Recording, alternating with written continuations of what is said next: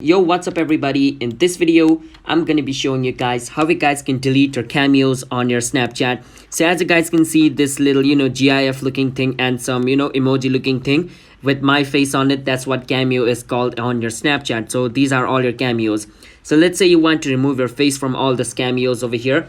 Well, it's pretty simple, so follow the step which I'm gonna be showing you, alright?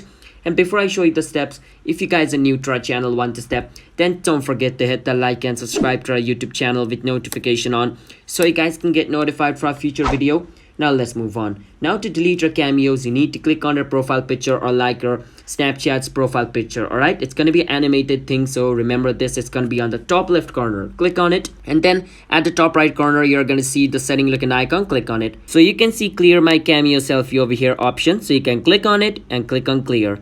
Once you do that, it says Cameo selfie cleared. Once you do that, it's basically done. So yeah, that's basically how you guys can delete your Cameo selfie, which means like your face is going to be removed from those emoji. Now if you want to use that, you need to click a new photo. You can use your face or other friend's face, alright?